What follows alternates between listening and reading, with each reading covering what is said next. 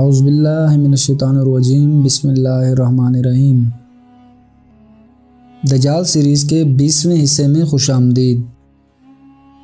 جیسا کہ گزشتہ حصہ میں ہم نے دنیا کے طاقتور ترین 13 یہودی خاندانوں کے متعلق بات کی تھی، اسی میں میں نے آپ سے ذکر کیا تھا روتھ چائلڈ خاندان اور راک فلر خاندان کا۔ تو آج کے حصے میں انشاءاللہ ہم روتھ چائلڈ خاندان کے بارے میں تفصیل سے بات کریں گے۔ روتھ چائلڈ خاندان کا بانی میئر ایمسچل روتھ چائلڈ تھا۔ اس کے 5 بیٹے تھے۔ اس خاندان کی وجہ شہرت 200 سال سے بینکنگ نظام کا تجربہ اور پس منظر میں یورپی سیاست کو کنٹرول کرنا ہے۔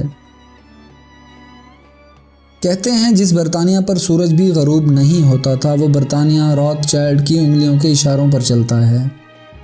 آج اسی روتھ چائلڈ کی فیملی قبالہ خاندان کے لڑکے اور لڑکیاں دنیا کی پلاننگ کرتے ہیں۔ یہاں قبالہ کا ذکر آیا ہے تو قبالہ کے متعلق مختصر بتاتا چلوں، جبکہ اس کے متعلق تفصیل سے ہم انشاءاللہ اگلے کسی حصے میں ضرور بات کریں گے۔ قبالہ کی بہت آسان اور عام فہم تعریف یہ ہے کہ قبالہ روحانی، باطنی، سفلی و شیطانی علوم کو سیکھنے کا ایک طریقہ ہے جس پر عمل پیرا ہو کر بہت سی روحانی طاقتیں حاصل کی جاتی ہیں، اور حواس خمسہ کے دائرہ کار سے باہر جو حقائق موجود ہیں ان تک رسائی حاصل کرنا ممکن بنایا جاتا ہے۔ ہر الومناٹی ممبر کو 40 سال کی عمر کے بعد یہ علم سیکھنا ضروری ہوتا ہے۔ ساری دنیا کے حکمران قبالہ فیملی کے گھر کے ملازم اور ان کے اشاروں پر ناچنے والی کٹھ پتلیاں ہیں۔ جب یہ حکمران یہ کہتے ہیں کہ شدت پسندوں سے عالمی برادری کو خطرہ ہے، تو وہ عالمی برادری، بگ برادر یا خفیہ سوسائٹی یہی روتھ چائلڈ اور راک فلر فیملیز ہیں۔ یہ خاندان دنیا کے 96% وسائل اور دولت پر قابض ہے۔ 1998 کی ایک رپورٹ کے مطابق اس خاندان کی کل دولت $100 کھرب سے زیادہ ہے، جبکہ 2014 میں بڑھ کر $230 کھرب سے بھی بڑھ چکی تھی۔ بعض کے نزدیک $500 ٹریلین، جبکہ بعض کے نزدیک یہ $1000 ٹریلین سے بھی زیادہ ہیں، لیکن ان کی دولت کے بارے میں کوئی حتمی معلومات اب تک کسی کے پاس موجود نہیں ہیں۔ روتھ چائلڈ نے 1815 میں بینک آف انگلینڈ پر اپنا تسلط قائم کرنے کے بعد پوری دنیا پر اپنا بینکنگ کنٹرول بڑھانا شروع کیا۔ ان کا طریقہ واردات بڑا ہی سادہ ہے۔ ہر ملک کے حکمرانوں کو مالی فائدے پہنچا کر، عیش و عشرت کا دلدادہ بنا کر کرپٹ کرو، اور ان ملکوں کو اتنے بڑے بڑے قرضے دیتے چلے جاؤ کہ وہ انہیں واپس کرنے کی پوزیشن میں ہی نہ آ سکیں۔ جب یہ مرحلہ آ جائے تو ان کرپٹ حکمرانوں سے منمانی شرائط منواتے چلے جاؤ۔ پاکستان بھی کچھ ایسی ہی سٹیج سے گزر رہا ہے، جہاں ہمارے بے ایمان اور وطن کے غداروں نے اپنی عیاشی اور جائیدادیں بنانے کے لیے بے دریغ قرضے لیے، اور ان کے قرضوں کا سارا بوجھ عوام پر، جبکہ ملک کی معیشت بھی شدید متاثر ہوئی۔ اس بنا پر ان حکمرانوں نے اللہ کے ان دشمنوں کی ہر جائز ناجائز مانگ پوری کی۔ جن ملکوں کے حکمران قرضے لینے پر آمادہ نہیں ہوتے انہیں قتل کرا دیا جاتا ہے، یا ان ملکوں میں جنگ چھیڑ کر نظام کا صفایا کرایا جاتا ہے اور اپنا سودی نظام قائم کر دیا جاتا ہے۔ اس کی واضح مثال لیبیا ہے کہ 9/11 حملوں سے قبل پوری دنیا میں صرف 7 ممالک ایسے رہ گئے تھے جن کے سینٹرل بینک سب سے بڑے یہودی سود خور خاندان روتھ چائلڈ کے زیر تسلط یا زیر کنٹرول نہیں تھے۔ ان ممالک میں Afghanistan, Iraq, Sudan, Libya, Cuba, شمالی کوریا اور ایران شامل تھے۔ 9/11 کے بعد افغانستان اور عراق پر حملے ہوئے۔ 2001 میں سوڈان اور لیبیا پر بھی مالیاتی کنٹرول حاصل کرنے کے لیے حالات خراب کیے گئے۔ وہاں روتھ چائلڈ بینک قائم کر دیا گیا۔ اس خاندان کے متعلق یہ بات بھی مشہور ہے کہ یہ لوگ مختلف ممالک کے حکمرانوں کے ذریعے نچلے اور متوسط طبقے کو ایک دوسرے سے لڑا کر رکھتے ہیں، تاکہ عوام کا دھیان نسل، مذہب، نسلی اور قومی پس منظر، نوکری، آمدنی، تعلیم، معاشرتی حیثیت، جنسیت پر رہے، اور پس منظر میں یہ اپنے مقاصد اور مالی فوائد حاصل کرتے رہیں۔ اس کے علاوہ متعدد ممالک، خاص کر مسلمان ملکوں میں سماجی و معاشی بحران، تہذیبوں کا ٹکراؤ، خاندانی نظام کی بربادی، جنگیں، قحط اور وبائیں بھی اسی روتھ چائلڈ خاندان کی ہی مرہون منت ہیں۔ یوں سمجھیں کہ جنگ سے وباؤں اور سماجی بحرانوں سے معاشی بحرانوں تک ہر موقع پر یہ خاندان سرمایہ کاری کرتا رہتا ہے تاکہ قوموں کو ایک ورلڈ گورنمنٹ کے لیے مغلوب کیا جا سکے۔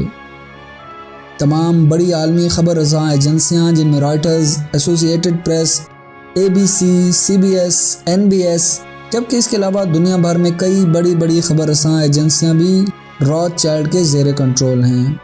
یہ میڈیا دوسرے ملکوں میں ظلم و جبر کی جھوٹی کہانیاں گھڑ کر عوام کے اذہان کو متاثر کر کے انہیں ان کی حکومت اور ریاست کے خلاف استعمال کرتے ہیں۔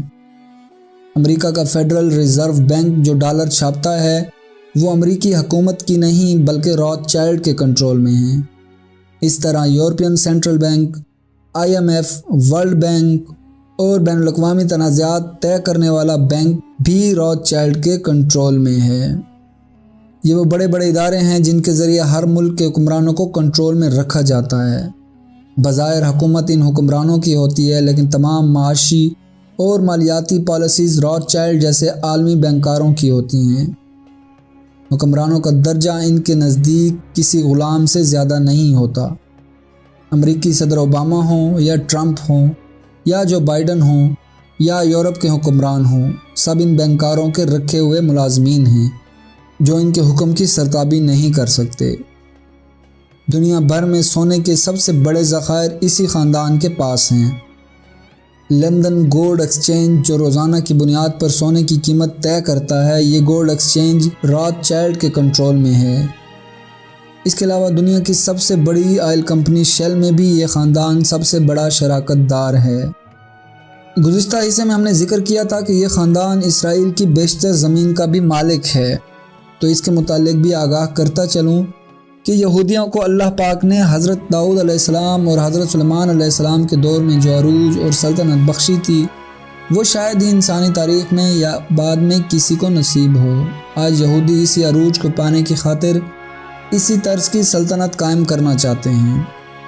1810 میں راتھ چائلڈ خاندان کے سربراہ نے ہی یہودیوں کے لیے الگ ریاست قائم کرنے کا نظریہ پیش کیا تھا، جبکہ اس پر آنے والے دنیا بھر میں تمام اخراجات اسی خاندان نے ہی برداشت کیے، کیونکہ اس وقت صرف یہی خاندان تھا جو دولت کے انبار رکھتا تھا۔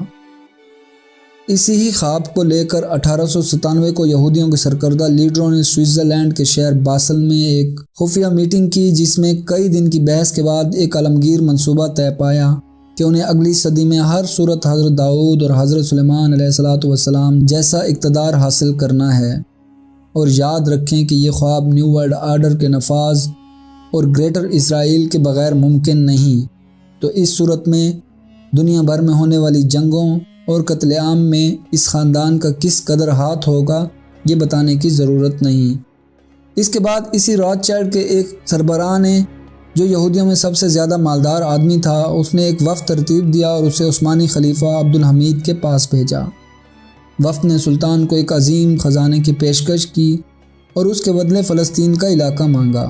مسلمانوں کے خلیفہ نے یہودیوں کے اس وفد کو انتہائی ذلیل کر کے بھگا دیا اور اس طرح یہ لوگ ناکام لوٹ گئے۔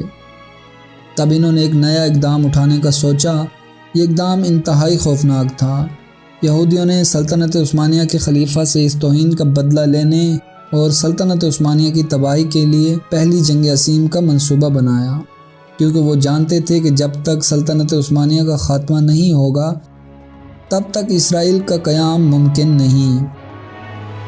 اس دوران پوری منصوبہ بندی سے جب پہلی جنگ عظیم زور شور سے جاری تھی، ایک بار پھر راتھ چائلڈ کا اس وقت کا سربراہ سامنے آیا اور اس نے برطانیہ کے وزیر خارجہ آرتھر بالگور سے ملاقات میں ان کے لیے ایک الگ ریاست کی کوشش کا مطالبہ کیا۔ اس پہ برطانوی وزیر خارجہ نے ان سے وعدہ کرتے ہوئے یہ مشورہ دیا کہ اگر ایک مناسب تعداد میں یہودی کسی طرح فلسطین میں آباد ہونے کے لیے تھوڑی زمینیں خریدنے میں کامیاب ہو جائیں تو یہ بہت بہتر فیصلہ ہوگا۔ چنانچہ راتھ چائلڈ فیملی نے دنیا بھر کے یہودیوں کو فلسطین میں آباد ہونے کے لیے زمینیں خریدنے کے لیے مدد فراہم کرنا شروع کر دی، اور پھر ہم نے دیکھا کہ اس خاندان کی سرمایہ کاری اور یہودیوں کی پوری منصوبہ بندی کے بعد فلسطین کی سرزمین پر اسرائیل کے ناجائز وجود کا جنم ہوا۔ یہ خاندان بینکنگ کے ساتھ ساتھ سٹیل، فارماسیوٹیکل انڈسٹریز، کاپر، تیل، ریلوے انڈسٹریز اور اس کے علاوہ دیگر پھیلی ہوئی کئی انڈسٹریز میں بھی بڑی تعداد میں انویسٹمنٹ کر رہا ہے۔ اب آپ یہاں سوچ رہے ہوں گے کہ دنیا کے بڑے بڑے میگزین جن میں دنیا کے امیر ترین خاندانوں اور امیر ترین افراد کا ذکر آتا ہے، ان میں پہلے 500 امیر ترین خاندانوں یا افراد میں اس خاندان کے کسی فرد کا نام شامل نہیں۔ تو اس کی سب سے بڑی وجہ یہ ہے کہ یہ خاندان اپنا مال خاندان میں بانٹ کر رکھتا ہے۔ اس کی دوسری بڑی وجہ یہ ہے کہ اس خاندان کے پاس اتنی دولت ہے کہ آج تک کوئی ان کی دولت کا پوری طرح اندازہ نہیں لگا سکتا۔ جبکہ تیسری بات یہ ہے کہ ان کے آپریشنز اس قدر خفیہ ہیں، کوئی بھی شخص ان کی پوری دولت، ان کے پورے کاروبار کے بارے میں آسانی سے معلومات حاصل نہیں کر سکتا۔ امید کرتا ہوں کہ دجال سیریز کا 20واں حصہ آپ کو پسند آیا ہوگا۔ انشاءاللہ دجال سیریز کے اگلے حصے میں ہم راک فلر خاندان کے بارے میں بات کریں گے۔ خوش رہیں، دوسروں کو بھی خوش رکھیں، مجھے اپنی دعاؤں میں یاد رکھیے گا۔ فی امان اللہ۔